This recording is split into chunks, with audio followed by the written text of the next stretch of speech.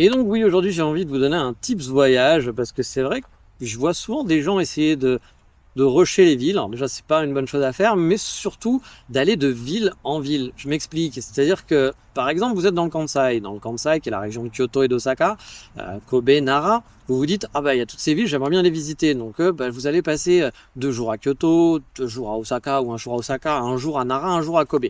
Et souvent, une des erreurs que font les gens, c'est d'essayer de vouloir de bouger et de prendre des nuits dans chacune de ces villes. Et ça, pour moi, c'est pas vraiment très optimal. Un des conseils principaux que j'aurais à vous donner en voyage, c'est de prendre le principe de la base arrière. La base arrière, c'est quoi? C'est vous prenez une ville, vous regardez celle qui est la plus centrale et vous restez une semaine, par exemple. Si vous êtes dans le Kansai, par exemple, restez une semaine sur Kyoto, sur Kyoto ou sur Osaka, même j'irai plus sur Osaka que Kyoto, mais ça on pourra en reparler un petit peu plus tard.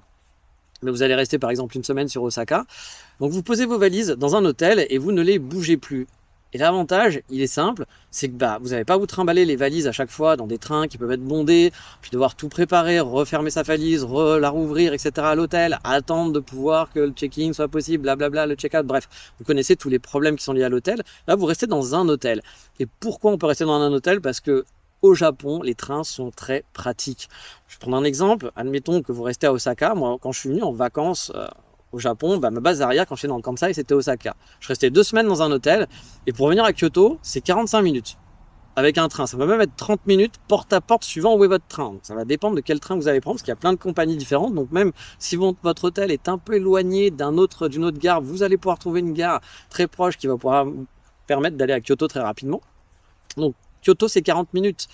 Et encore, là, c'est si on ne prend pas un Shinkansen, c'est si on prend un train local. Entre 30 et 40 minutes, vous allez pouvoir aller à Nara très rapidement. Je pense aussi que là, c'est une histoire de 40 minutes. Ça va dépendre aussi, encore une fois, où est votre hôtel, etc. Mais en moins d'une heure, vraiment en moins d'une heure, et parfois en largement moins, vous allez pouvoir aller à Kobe, à Nara, à Kyoto, aller dans le sud d'Osaka, bien entendu. Vous allez même pouvoir aller à Himeji avec votre passe. Et tout ça en 1 heure de train. Ce que je veux dire par là, c'est que plutôt de déplacer tout le temps ses valises, d'être tout le temps un petit peu dans le stress, là vous allez être tranquille. Vous posez vos affaires, le train au Japon c'est hyper agréable, il y en a beaucoup, il y en a vraiment souvent.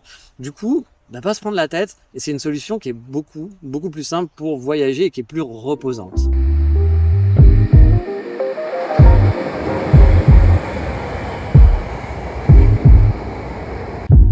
Et je vais vous donner un autre exemple. C'était lors de mon voyage en 2017, le dernier gros voyage que j'ai fait au Japon. J'en ai fait un en 2015, en 2017, puis après je suis venu m'installer ici. Et pendant ce voyage-là, je me suis arrêté dans une ville qui s'appelle Fukuyama, qui n'est pas la ville la plus réputée du Japon. Vous connaissez Tokyo, vous connaissez Kyoto, Osaka, Kobe, Fukuoka, Sapporo, bon, il y a plein de noms. Mais Fukuyama, ça ne va pas parler à tout le monde. Fukuyama, il y a un joli château, mais la ville, elle est quelconque, honnêtement. Mais elle a un gros avantage, c'est qu'elle a une ligne de Shinkansen qui passe, donc la ligne qui fait d'Osaka et qui va jusqu'à Hiroshima ou jusqu'à Fukuoka. Et cette ligne de Shinkansen, qui va jusqu'à Tokyo même, bien sûr, vous pouvez après continuer, vous pouvez faire la totale. Mais donc il y a un arrêt de train Shinkansen dans cette ville. Et vu que c'est pas une ville très touristique, les prix des hôtels ne sont pas chers.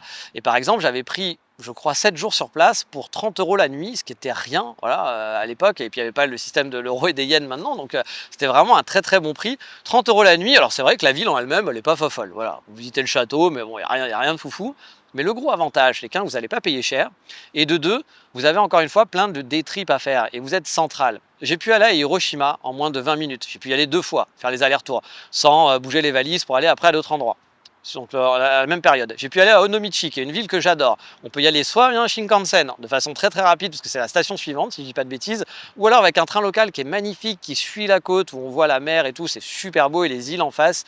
Et pareil, je crois que c'est 20 minutes de train en train local, donc c'est très très proche, et j'adore aller à Onomichi. Je peux vous dire que le nombre de fois où je suis allé par exemple sur Hiroshima, où j'avais fait un autre day trip, et qu'à la fin je me suis dit, tiens, je vais aller m'arrêter à Onomichi, ou faire un petit détour à Onomichi, parce que j'adore me poser, prendre un petit café sur le bord de mer et tout, etc. C'était très simple. De Fukuyama, c'était très simple. Je savais que en 20 minutes, je pouvais rentrer à l'hôtel.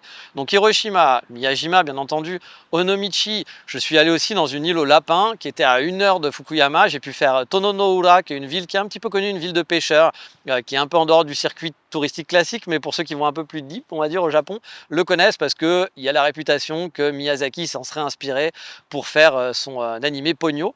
C'est une petite ville de pêcheurs qui est toute mignonne. Pareil, en 40 minutes, vous y êtes, je crois, de mémoire, en prenant un bus là du coin.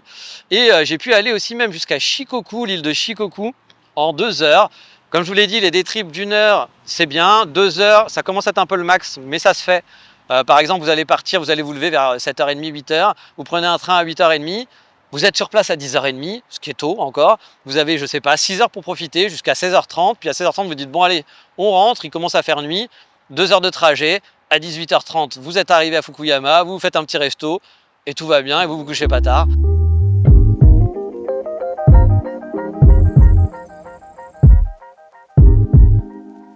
Si vous avez le JR Pass, surtout, vous n'avez pas besoin de payer. Donc du coup, si vous avez des trajets de train et que vous avez pris un JR Pass, vous pouvez avoir une base arrière et prendre le train comme vous voulez, vous tromper, vous prendre 45 fois le train dans la journée, c'est pas grave parce que vous n'allez pas payer un surplus si vous prenez bien sûr des lignes JR, bien entendu. Mais voilà, pour moi, la base arrière, c'est ce qu'il y a de plus pratique. Je l'ai fait à Fukuoka, je l'ai fait à Tokyo. Bon, Tokyo, il faut dire que Tokyo, la ville est tellement grande que forcément, vous n'allez pas changer de quartier. Mais voilà, Fukuoka, je l'ai fait pour visiter un peu plusieurs parties de Kyushu. Je l'ai fait à Fukuyama pour Hiroshima. Je l'ai fait de nombreuses fois à Osaka pour visiter le Kansai. Bref, c'est vraiment parfait. Je l'ai fait aussi à Kanazawa. Par exemple, à Kanazawa, je suis resté 10 jours et où j'ai pu faire pas mal de balades aussi. Je suis allé à Toyama, je suis allé à Shirakawa-go, très simple. On peut faire l'aller-retour dans la journée. Je suis allé aussi vers Fukui. Plein de balades à faire et ça évite de transporter ses valises un petit peu partout. Donc, franchement, ça serait vraiment dommage de ne pas partir de ce principe de la base arrière. Bien sûr, pour les gens qui adorent les hôtels et de changer d'hôtel régulièrement, faites-vous plaisir, hein, bien entendu. Mais si ça vous saoule de vous déplacer vos valises, de les changer, les préparer, etc., ça sera simple. Et puis prendre le train sans les valises, c'est quand même agréable au Japon. Et du coup, vous pouvez faire vos day trips. Je vous dis, 1 heure, 2 heures, ça se fait. Au-delà de 2 heures, je ne conseillerais peut-être pas de faire des day trips de plus de 2 heures, même si ça peut se faire. Mais voilà, la base arrière, c'est plus pour faire des 1 heure de train, 2 heures de train. Avec le Shinkansen, ça va très très vite. 2 heures de train, Tokyo-Kyoto, c'est 2h30. Donc ça pourrait presque, Tokyo pourrait presque être une base arrière pour Kyoto. Pour vous dire, j'ai aussi déjà fait Nagoya. Je suis resté 10 jours à Nagoya. Pareil, j'ai visité pour une base arrière, j'ai fait plein de trucs différents. Et à un moment donné, j'ai voulu retourner à Kyoto. J'étais déjà dans le Kansai, mais je voulais aller revisiter d'autres choses sur Kyoto. Nagoya-Kyoto, c'est 30 minutes avec un JR Pass. Bon, que voulez-vous? Enfin, ça se fait très facilement. Et plutôt d'avoir repris un hôtel en disant tiens, je vais reprendre un hôtel à Kyoto. Non, je suis resté à Nagoya et j'ai pas eu besoin de m'embêter. J'ai fait ça dans la journée. C'était très simple, c'était efficace. Bref, la base arrière pour moi, c'est vraiment un des conseils principaux, je pense, quand on vient au Japon et bien sûr, si vous restez qu'une semaine, c'est compliqué de faire une base arrière. Et encore, vous allez faire Kyoto et à Kyoto, vous allez un petit peu naviguer à droite à gauche. Mais pour ceux qui partiraient 2 semaines ou 3 semaines, ceux qui peuvent rester plus longtemps au Japon, partez vraiment sur le principe de la base arrière, vous allez voir, vous allez gagner en tranquillité et vraiment c'est super chouette.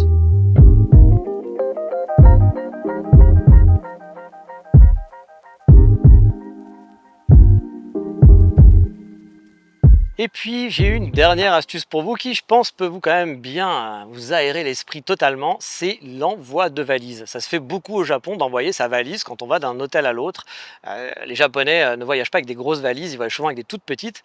Et c'est quand même une astuce, je pense, qui va en plaire à plus d'un. Donc si vous avez fait un peu vos recherches, vous en avez déjà entendu parler et je vais vous valider l'option. En fait, c'est très simple.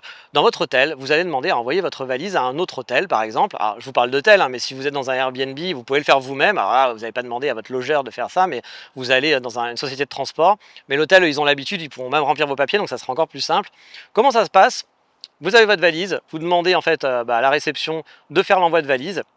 Ils vont s'occuper pour vous de remplir le papier. Vous allez dire que vous voulez que ça arrive à telle adresse, pour telle date, donc dans tel hôtel à telle date.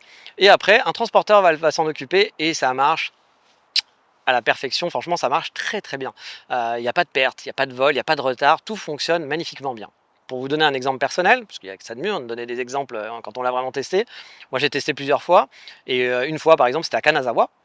J'étais en vacances à Kanazawa, je passais 10 jours sur place et je devais après me rendre à Takayama. Takayama qui est une ville à peu près à 2 heures je crois de train, 1h30, j'ai plus vraiment les chiffres en date. J'aurais pu prendre mes valises et aller jusqu'à Takayama. Sauf que je voulais faire un pit stop dans une ville qui s'appelle Shirakawa-go. Donc c'est un petit village qui est très connu aussi, qui est très scénique, je vous encourage à aller le voir, c'est vraiment magnifique.